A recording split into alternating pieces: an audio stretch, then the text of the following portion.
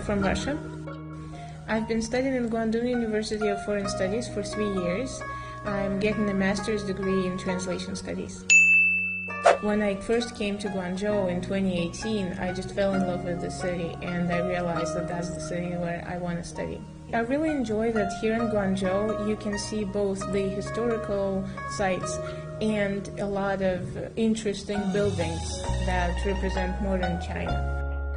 When I went to Chengjiaci, I actually saw that that's the China that I imagined when I was a kid. Like this architecture, that historical heritage. That's what I've been looking for. And I've also been to some places that has a lot of historical meaning for Guangzhou. For example, I've been to Wuxianguan. It's a very interesting place because you can learn more about the legend of the goats and why Guangzhou is called the city of goats. And I've also been to Canton Tower, of course. It's great. It's definitely the combination of modern and ancient China that you can find here in Guangzhou. This city is unique. It has its own diversity, and it's just great living here and experiencing the culture and experiencing the modern China as well as the ancient China.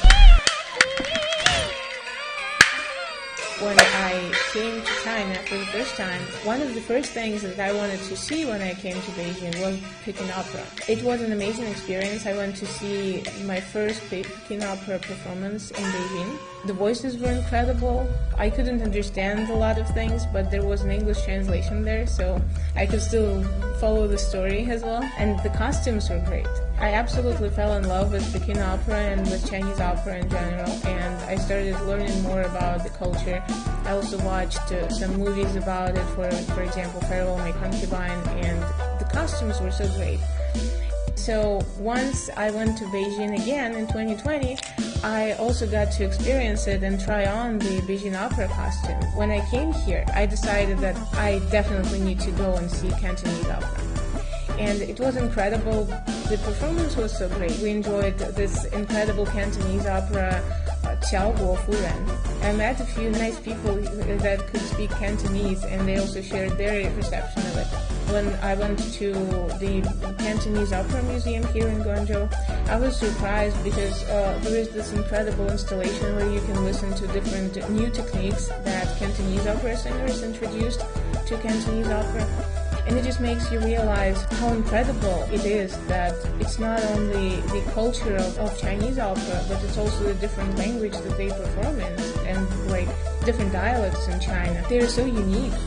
I've been to Shenzhen, Zhuhai, Zhongshan, Guizhou, and Dongguan, and also Hong Kong and Macau. And honestly, I think that I've really enjoyed being to all of these cities. When I started studying Chinese, some people would say that China is maybe the northern China, that's the culture, and then nobody would talk about Guangzhou and Guangdong in general. And I thought, well, it's interesting because it sounded as if people were only going to Guangdong to do business, as if there was no culture in Guangdong, there was no historical events in Guangdong.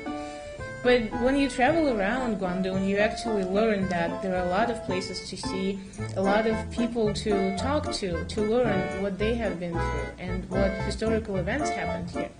So when I went to Zhongshan, for example, going and learning more about Sun Yat-sen's family and what his life was like, I think that's something that I can go back and tell my people that, no, you're wrong. There is history in Guangdong.